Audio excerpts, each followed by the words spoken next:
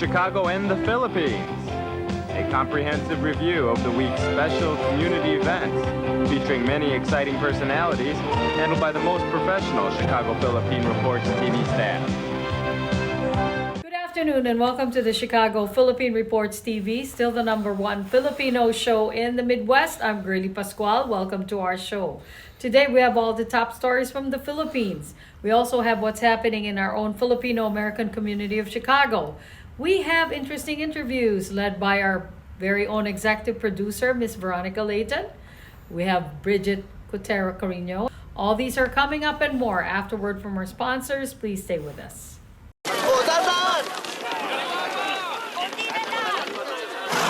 Yan! Dito na! Perfect!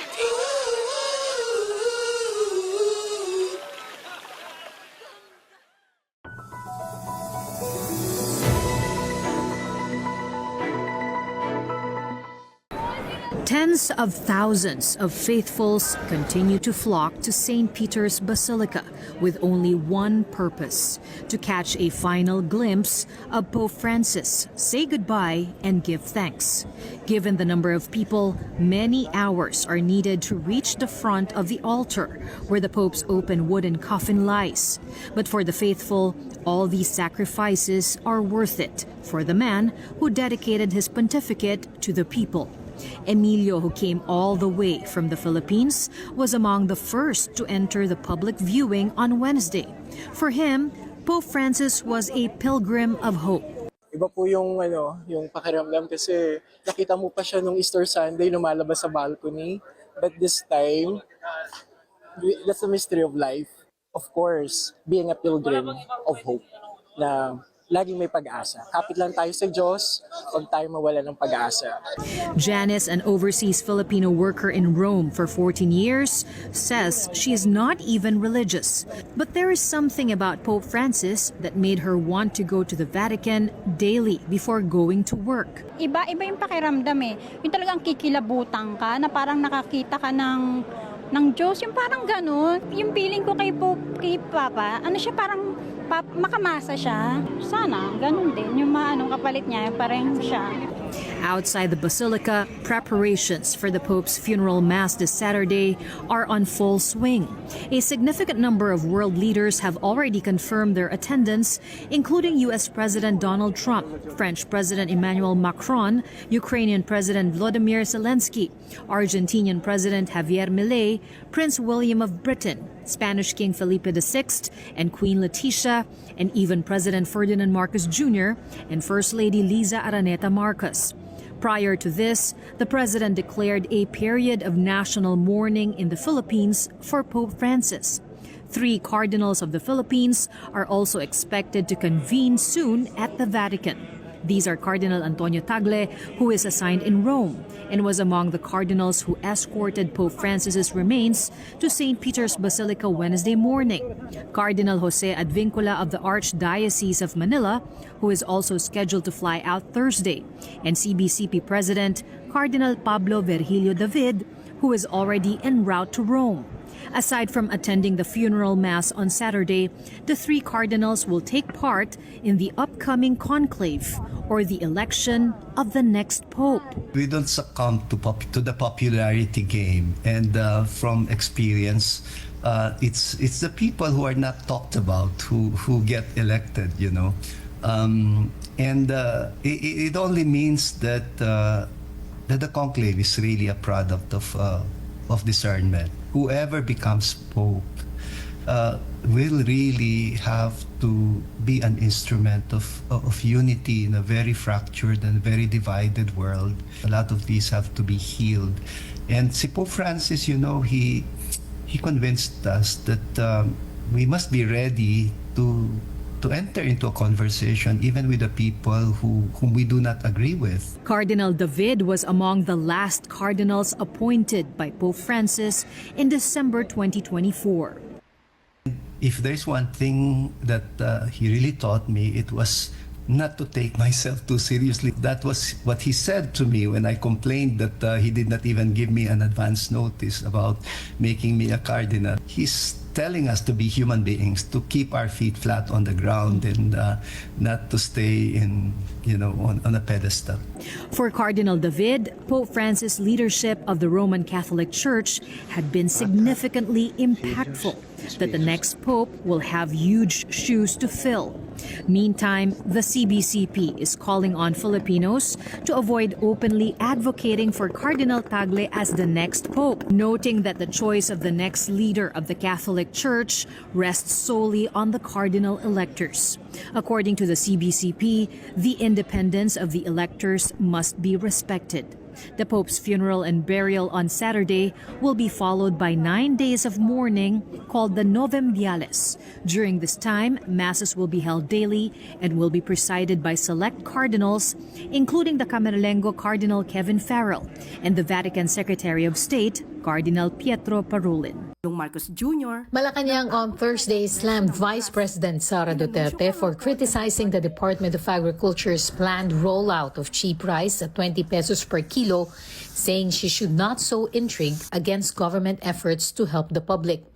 The Vice President earlier said the Marcos administration is again trying to fool the public by making cheaper rice available, claiming that this is only meant to boost the chances of administration's bets in the upcoming midterm polls. Asked for a comment, Palace Press Officer Claire Castro said that Duterte as a leader should be more supportive of government's programs to deliver affordable rice to Filipinos. Sana po sa mga leader, ang tunay na leader at tunay na Pilipino ay dapat sumusuporta sa kapwa Pilipino, lalong-lalo na sa pinuno ng bansa. Huwag sanang pairalin ang crab mentality at huwag maging anay sa lipunan.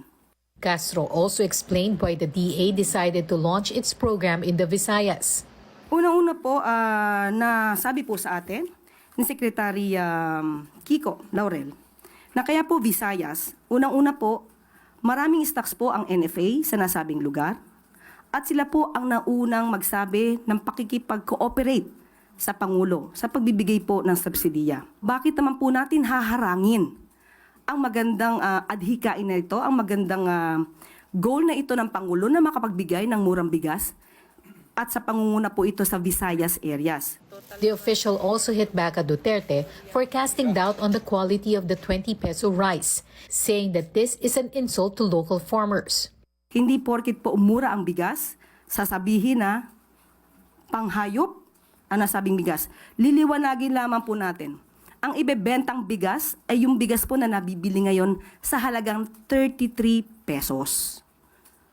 So wag po nating maliitin ang mga farmers natin dahil local farmers po manggagaling ang bigas na ito. Agriculture Secretary Francisco Chu Laurel Jr. is disappointed with Duterte's remarks, questioning the quality of rice being offered by government. The Agri-Chief assured the Vice President that government, which she is a part of, is committed to ensure the quality of rice provided under the program.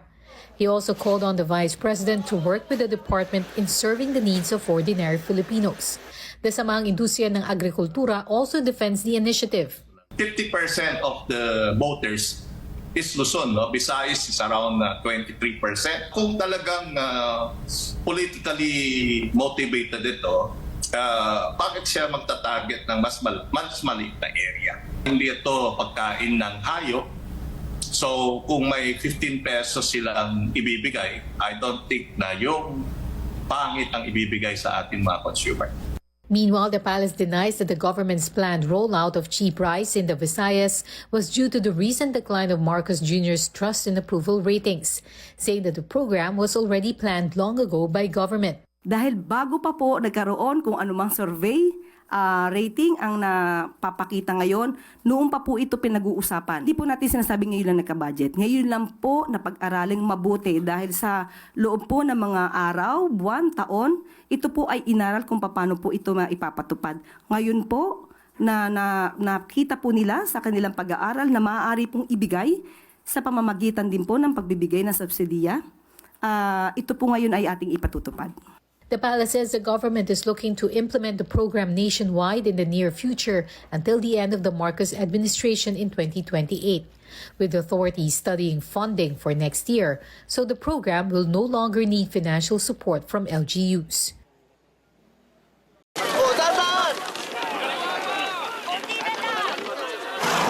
Yan! Dito na! Perfect!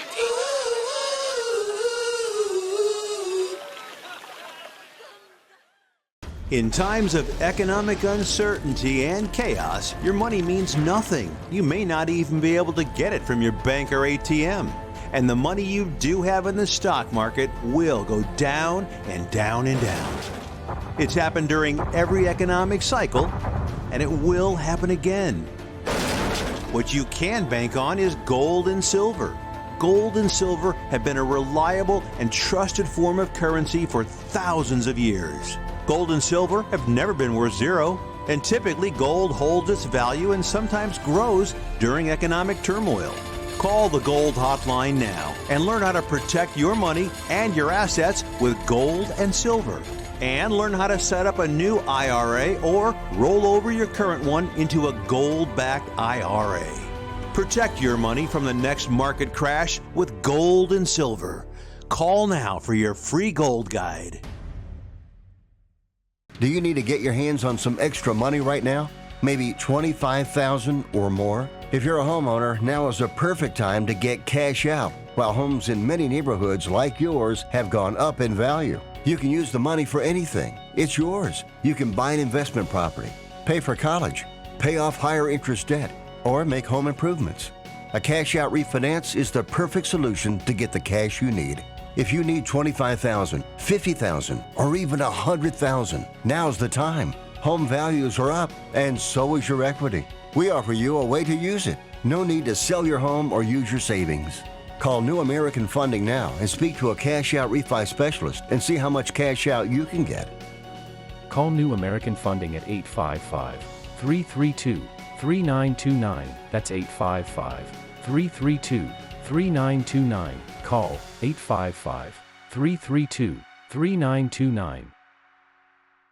Via Times, vital news, vibrant views for the Filipino Asian communities in Chicago. Via Times for your most interesting and exciting reading and your party coverages.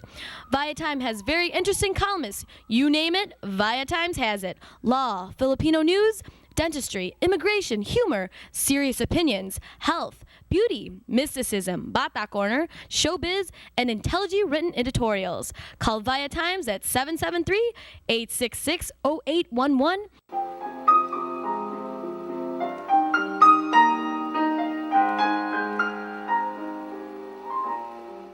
Magandang hapon po sa inyong lahat and welcome to Veronica's segment of the show. Today, I have here our very interesting guest, and he is our new Consul General here in Chicago. And help me welcome Conjen, in short, for Consul General, Conjen Melanie Diano. Did I say it right? Yes, correct.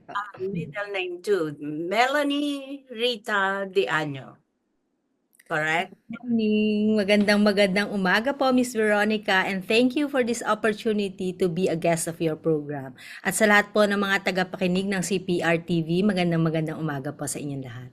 Great ang husay ng ating Conjen. Kagalang-galang, our Honorable Conjen Melanie Rita Diano. All right, Conjen, welcome. First thing, welcome here to our little town of Chicago, and we're happy to have you here. You have been here in Chicago since January, and for the last 2 months, more than 2 months now, that you've been here. How is it so far? How can you describe Chicago and the population of the Filipino Americans and the leaders? You met some leaders already and members of our community. Yes, thank you very much, Miss Veronica. Opo, I arrived in last January 21. So I've been here for 3 months and I've been around. I visited Kansas, Ohio, Indiana, and Missouri. And na-meet ko na rin po ang mga Filipino community leaders natin. I'm so blessed and so happy to be here in Chicago. This is my third posting. And napaka-warm ng welcome po ng Filipino-American community of Chicago. Not just Chicago, not just Illinois, but all over our jurisdiction. Sabi ko nga po, I visited Kansas, Indiana, and Ohio. Ohio. So, napakaganda ng welcome po sa akin and I'm really enjoying my stay here in Chicago. As I said, this is my third posting. Previously, I was assigned in Vancouver and in Sydney, Australia. So I'm very happy to be here. Enjoy po talaga ako. All right, very good. So young and such a extensive background in what she's doing. You have been a conjun in Australia, you said? Sydney? Was it Sydney? Yes, Sydney, Australia po. For 6 years, from 2016 to 2022. And what else? What other cities? So, my first assignment was in Vancouver, British Columbia, Canada, from 2008 to 2014. I was assigned there as a vice consul and then consul po. Great, terrific. And here in the Midwest, how many territories do you cover in your post? Yes, we're covering 12 jurisdiction po, 12 states. So that's Michigan, Minnesota, Wisconsin, North and South Dakota, Nebraska, Ohio. So yan po, 12 jurisdiction po yan. Napakalaki po ng jurisdiction ng Chicago. In Sydney, isa lang po yung state na hinahandle namin, that's New South Wales. In Vancouver, mga 3, 4, but this time talagang 12 jurisdictions. It's a bit of a challenge but I plan to visit all the jurisdiction this year. So sabi ko nga po, I visited 4 already. Hopefully, mabisita po natin lahat and we will conduct consular outreach programs in every state. Really, it keeps you going, Conjen. I watch you and so far, it seems that you've been around many places.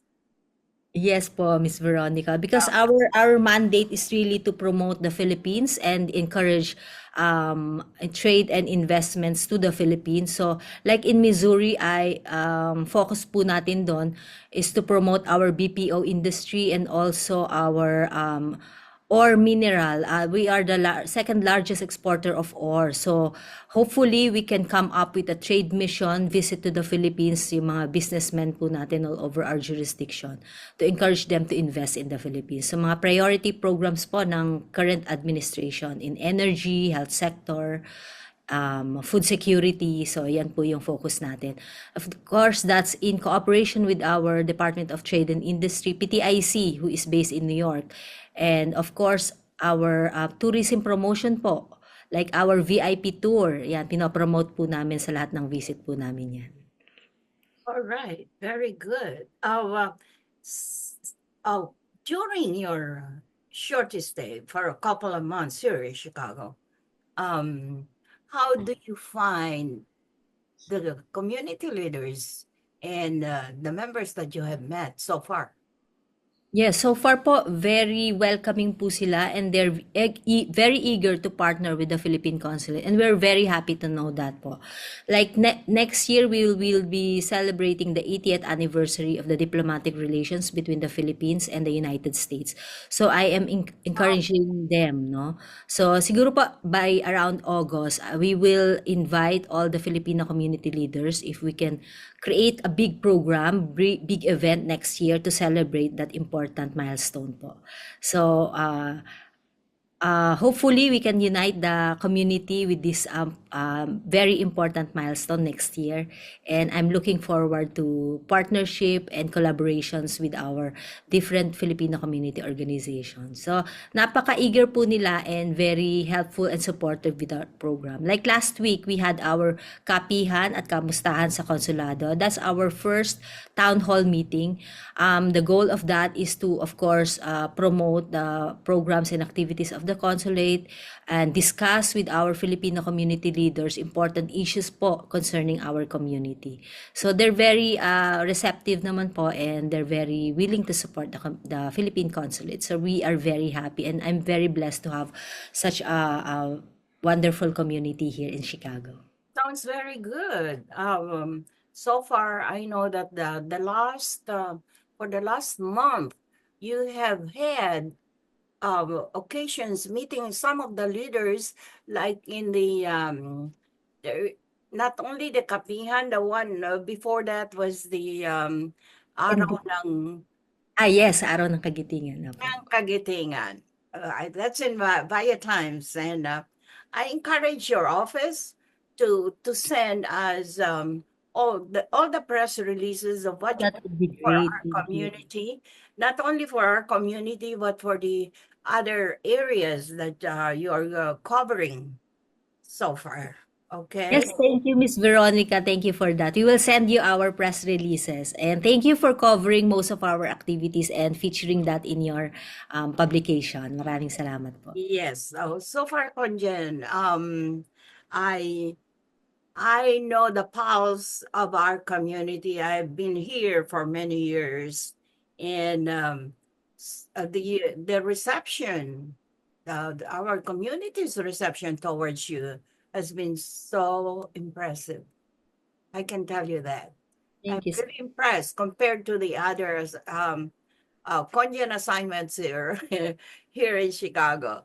I can tell you that on the air that you have, I think you are capturing the hearts of our population, Filipino American population here in Chicago. So what can you say about the Filipino American community? You're very kind, Miss Veronica. Thank you so much.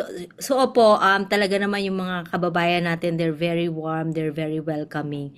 And actually, this is my mandate talaga po to really engage the Filipino community. And this is our, really our work at the Philippine Consulate. We would like to provide an efficient and effective consular service to our community, and we would like to hear also. That's why when I visit to different jurisdiction, I would like to hear their comments, suggestions on how we can improve. And maganda po to really engage the community because partnership nga po ito and collaboration. And I'm very happy that they're very welcoming and very very nice to me. Yes, and they also love you, Konjen. With open arms, the Chicago Filipino American community really welcomes you. I know that. Thank you so much. And thank you, Miss Veronica, because during our first meet and greet, you were there and you're very warm and you're very supportive of our projects and programs. Oh, yes, yes. Just always let us know what projects you want us to cover anytime. Yes. Konjen, Can I take this opportunity po to promote? all right. Okay. Or because we will be having the overseas voting po is ongoing at the Philippine Consulate. So yung mga kababayan po natin na hindi pa nakakaboto, online po ang pagboto. So just visit our website. Hanggang ano na lang po, May 12, 6 a.m. ang ating voting process. So after that, mag-start na po kami ng counting. So hopefully lahat po ng mga kababayan natin na registered, please vote po for this election. For only one day, Konjen? Hindi po, ongoing na po. Nag-start po ng April 13 ang election. So it's online voting. Wala pong marireceive na balota ang ating mga kababayan. You will do, this is the first time that we're implementing the online voting. Yan po. So yung Via app po yan, merong QR code na nasa website natin. So andun po yung instructions on how to vote. All right, great. Can you, now that I've got you here, a lot of our kababayans are really have been asking. Sometimes they cannot get in touch with your office, and the problem is that even me, I even tried that calling your office, and the problem that I receive from our kababayan is that walang sumasagot daw sa office ninyo. So what do you think can be done about that problem? Opo, thank you for that question. I sincerely apologize for that because we only have one telephone operator. During the kapihan, it was also brought to our attention. So actually po, hindi lang po yan problema ng Philippine Consulate here in Chicago, kahit po sa Vancouver noon, sa Sydney, all over, lahat po, Philippine embassies and consulates. Because yun nga po, actually, we have 360,000 sa jurisdiction po namin. Imagine, isa lang po ang telephone operator namin. So we encourage our kababayans. Lahat naman po ng information, all the process, requirements, nasa website po namin yan. So please visit our website. Kung wala po doon at hindi po masagot yung tanong nyo, kindly send us an email. Kasi lahat po ng aming mga processors, yung mga consular assistants namin, at the end of the day, they review their emails, they reply. Mas mabilis po yun. Kasi po, yung telephone operator po natin, once makareceive po yan ng tawag, of course, hindi na po makapasok yung iba. And then, so the best thing po talaga is to just send an email kung wala po sa website namin yung hinihingi yung requirements or ano. And then, of course, we are trying to improve our service. Hopefully, we will be able to hire, local hire po na mag-handle po ng, alam niyo po ngayon, uso na yung chatbot, no? So, kung may question, parang on the spot po may sasagot sa chat. So, hopefully, yan po isang improvement natin sa consulate. Ma-implement po namin yan. Terrific. Okay. How about dual citizenship? I don't know. Sometimes I think Viatimes has been the number 2 officer for the consulate general, and they've been asking. They've been asking every time about the how what would they do in being a dual citizenship for application. And are there any changes so far? Wala naman po. So, lahat ng requirements nasa website po namin yan. Just send all the requirements by email and then the consular officer handling the dual citizenship section will reply. Kung kompleto na po in order yung documents nyo po, you can easily come here to the consulate and do your oath taking. And you can apply for passport, and after that you can also vote. So after this midterm election, ang susunod po natin presidential election. Ang dual citizens po natin, they can vote of course during the presidential election. So we are encouraging our Filipino-American community that if you would like to apply for dual citizenship, open po ang consulate to assist you. All right, very good. Maraming salamat, Konje, ng husay. Ang husay talaga. Bata pa, maganda at mahusay. Maraming salamat po, Ms. Ver. Konjen. Okay. Time po, if you need regular updates from us, we're just here a phone call away or another video call. We can update you with all our programs and activities. Yan po. All right. Very good. Maraming salamat, Konjen. Have a great week ahead. At Happy Easter po. Okay, hanggang sa muli. Yes, Hanggang sa muli po. we will be interviewing you in the future. Thank you so much, Ms. Veronica. And maraming salamat po sa inyong panonood. Ako po si Veronica. Enjoy the rest of your weekend. Bye, Konjen. Bye po, Ms. Veronica. God bless po. Salamat.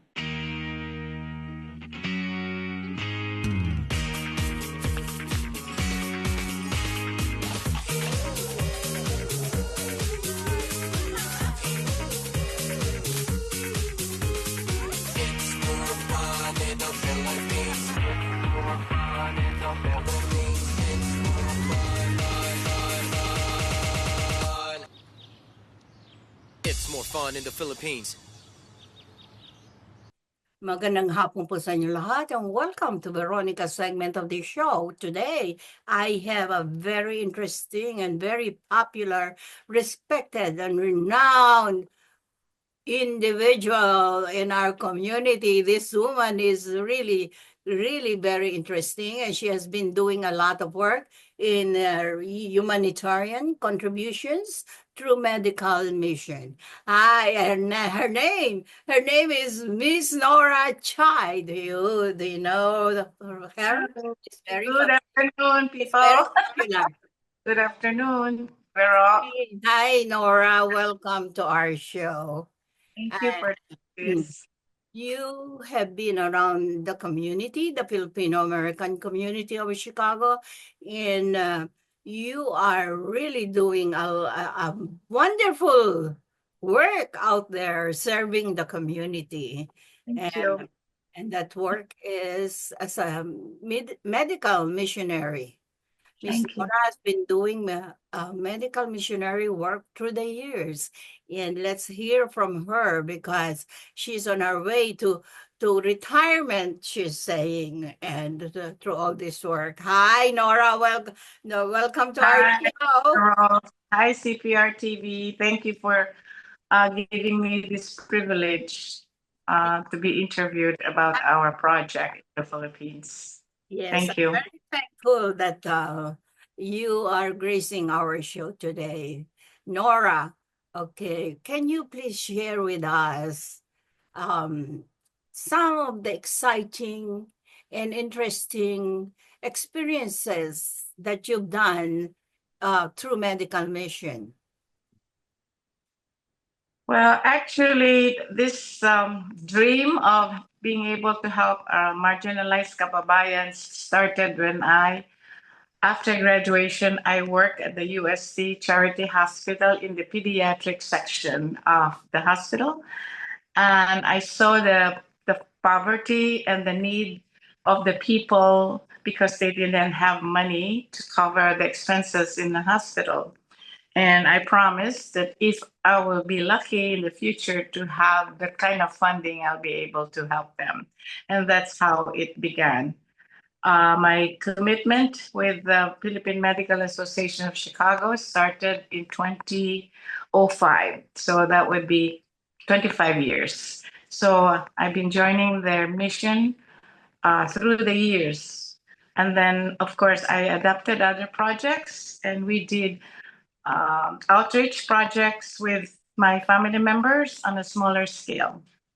And it just, I guess, got bigger, better, and more fulfilling for the family.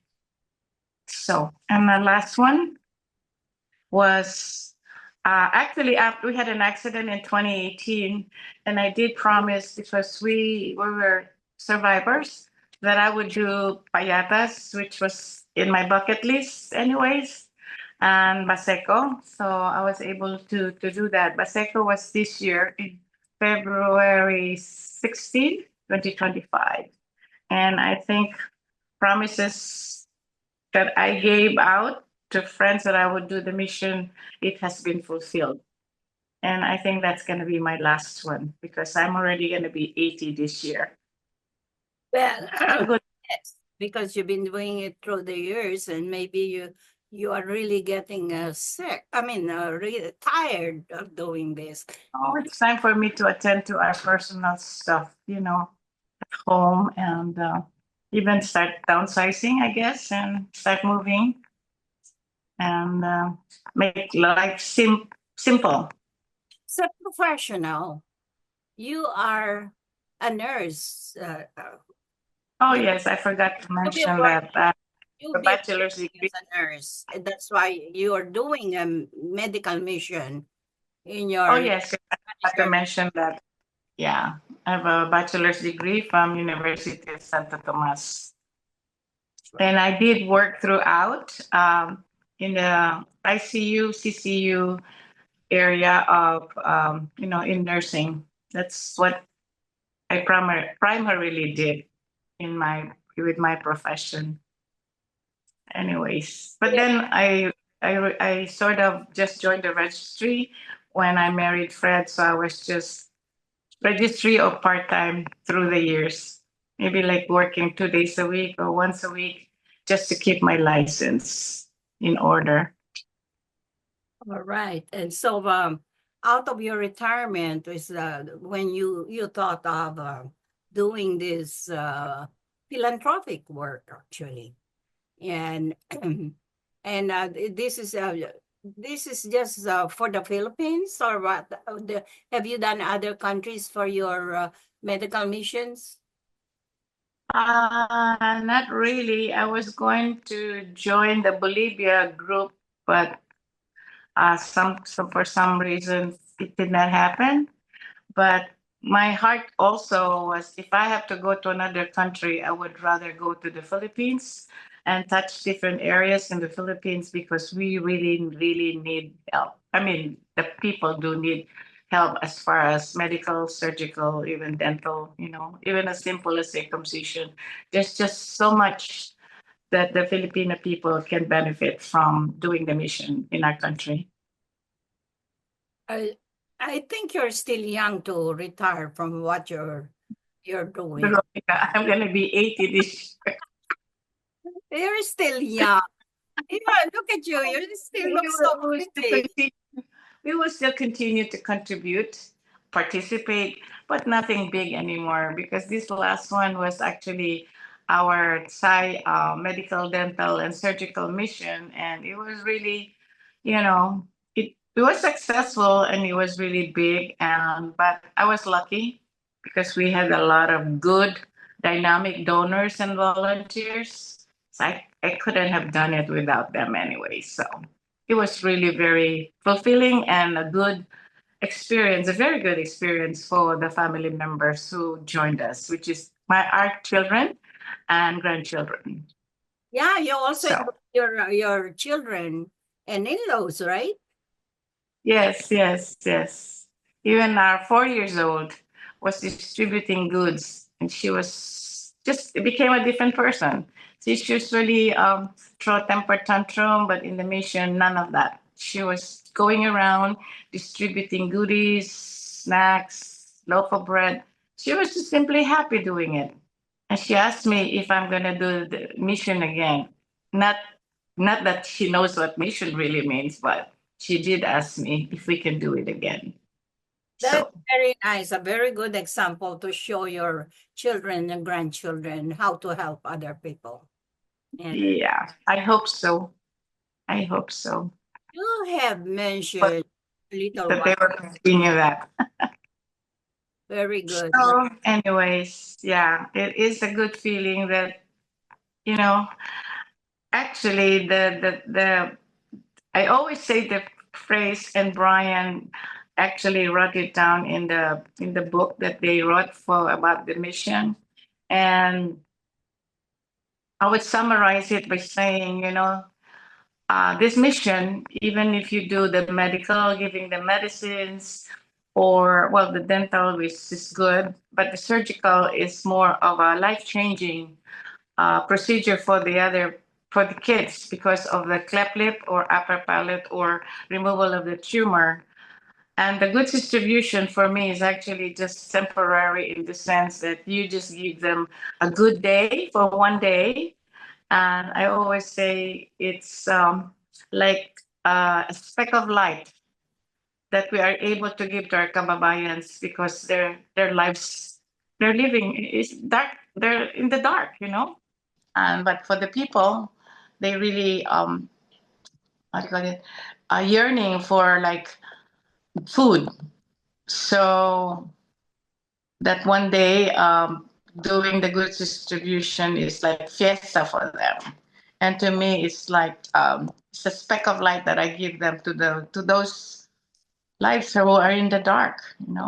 A lot of the children even go through garbage to look for food. So when you give them something good, like even simple carne norte, they'd say, sarap lola, kasi mas masarap kaysa sa basura. That I was told to me by a girl, and I always remember that.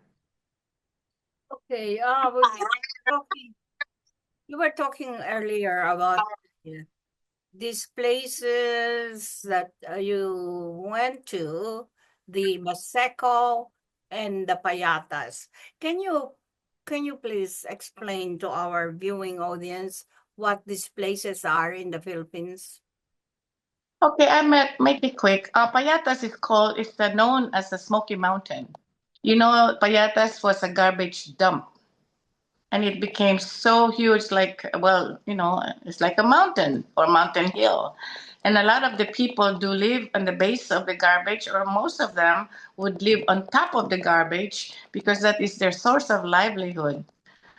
They do recycling, and a lot of them just live on top of the garbage dump. So it was emitting methane. So that's why they called it Smoky Mountain.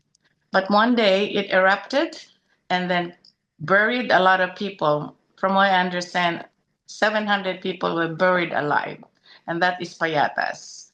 The garbage now has been moved to Montalban, so they have cleared up that area and it's fenced. So I don't know what the project is going to be for that one. And then Baseco is actually, I really don't know the details, but it's called Bataan Shipping Engineering Company, which was started by the Marcoses.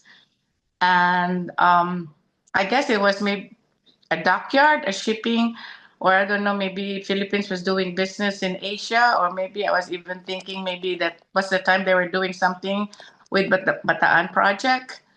And but then when Cory Aquino came into power, she sequestered the whole area. Then eventually, when the time for former President GMA, she sequestered, I'm sorry, Cory Aquino sequestered, and then GMA took it back and then opened up the area for our kababayans to be able to reside there. I guess I don't want to use the word squatter, but they were allowed to live there, for free. So there was an influx of a lot of people from the south, and it became a residential community. But it is now the biggest poor urban community in the Philippines, Baseco. Or they have port area and they have also Tondo. That's Baseco. Is there some kind of a kind of a hill or mountain that they built, or to live in? No, Payatas, no. It was all garbage dump. That's why it became parang, hindi naman mountain, but just, a big amount, tall amount, I mean, many garbage disposals from different places. And so it became like a hillside. Now, Baseco, no, there's no mountain, or it's not a garbage dump area, but it's more residential area that it was open for the people of the Philippines to stay for free. So people came all over from the north, actually marami from Mindanao and the Visayas area. And Uh, and their daily living is by rummaging through the basura. yeah, the Baseco people, I mean, sorry, Payatas people, yes. That was their livelihood. They went through the garbage, and then they'll collect like plastic bottles, paper goods, that's being recycled. And of course, a lot of them, because they're hungry, they do search for food. It's leftover. So narinig mo yung, ano bang tawag doon, where they get the leftovers and then they stir fry it and then they sell it, or that's their food for the day. I forgot the term that they use, but they collect all the leftover food, like extra food from, McDonald's, Jollibee. Oops, sorry, I'm mentioning them, but something like that. I think you know the term, but anyway, so that was their livelihood. I see.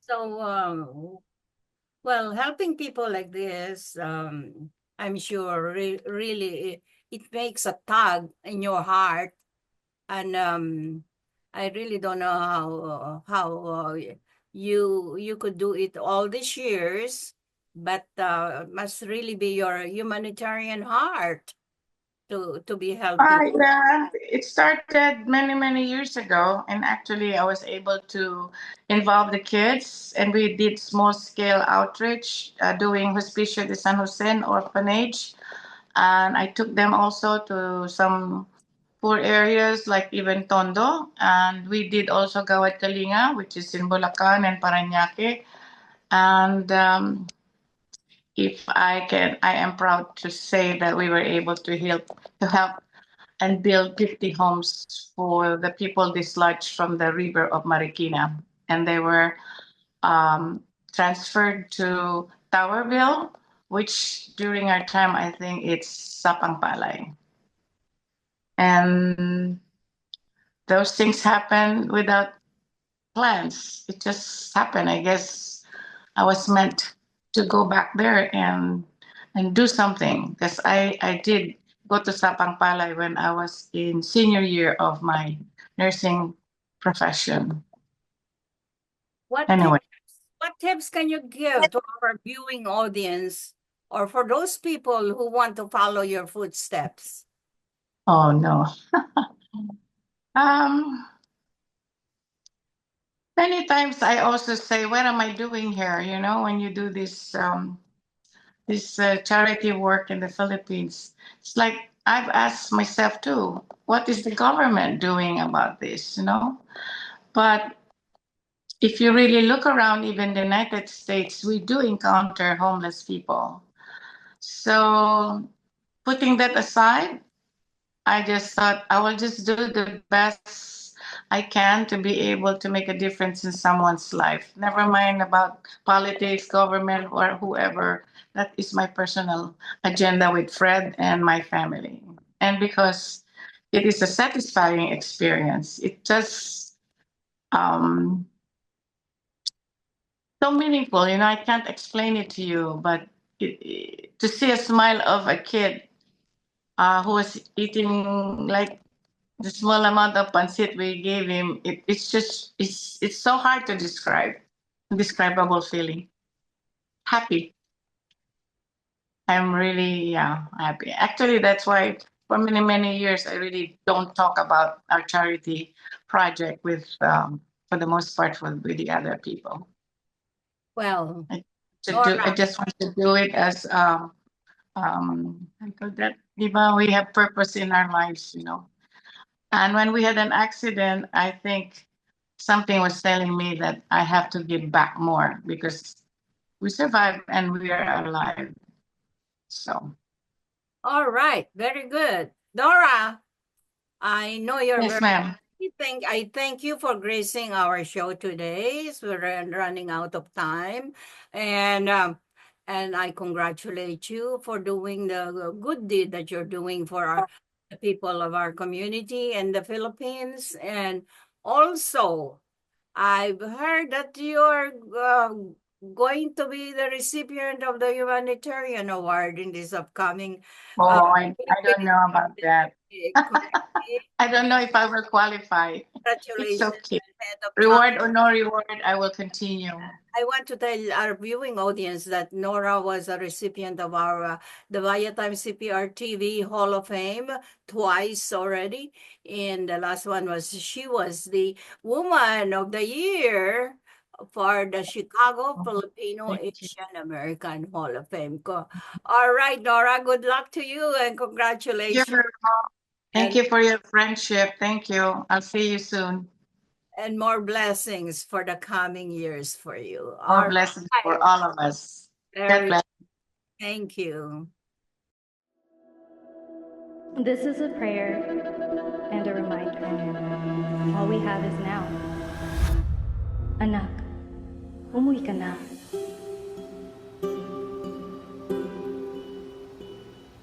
Worldwide this morning, growing concern over a growing health crisis. The World Health Organization has just declared that this is a pandemic. Hi. I can't hug you. Don't touch me. Over the last several days, we have seen peaceful demonstrations. Protests over police brutality continued here in Austin. Remember when you started going to college? You came home a liberal? Dad, please. That's what we do to you guys in school. All these people that we never met and never will meet because of what had happened to them. It's just too much. The way that our family communicates is not necessarily, it's not great. What advice would you give for those of us that are struggling? Deal with it.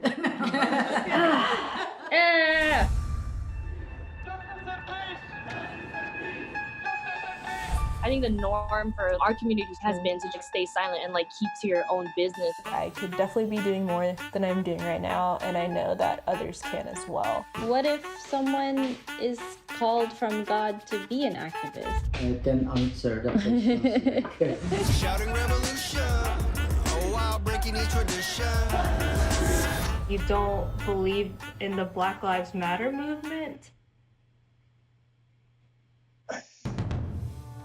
An advocacy group reporting at least 3,800 anti-Asian hate incidents since last March. I'm kind of conflicted. I'm like, maybe I should move home and be here with them. I hope that this moment makes you take a step forward and a step together in the right direction.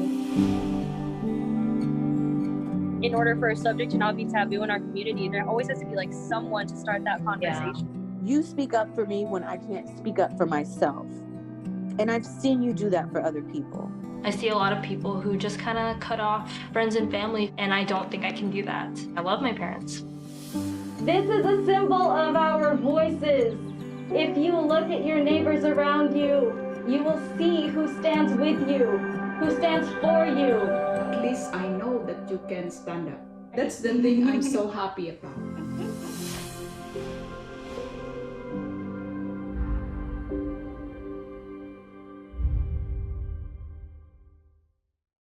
We would like to welcome all of you to Baladna Jewelry. We have a very big selection of 21 karat gold jewelry imported from the Middle East, from Dubai, Saudi, and Bahrain. And we have a very big selection of diamond. We offer free financing for 6 months, and we have a layaway system which you can leave your stuff for 3 months. We repair gold and we buy old gold. Welcome to Baladna Jewelry. Salamat po.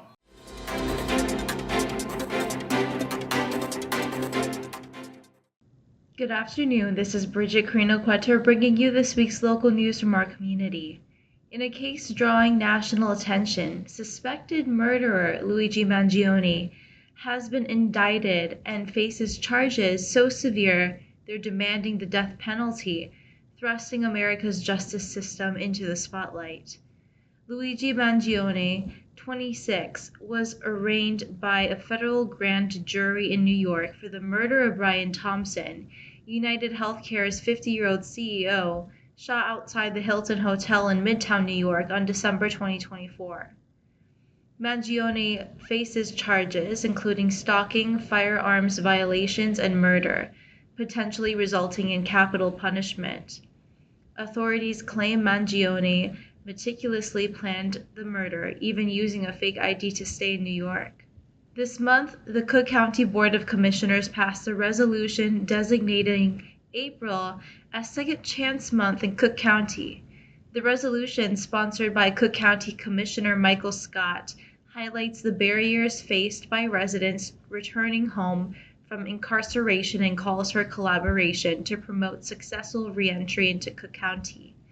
Cook County is proud to join communities and municipalities across the country in recognizing Second Chance Month, said Cook County Board President Tony Preckwinkle.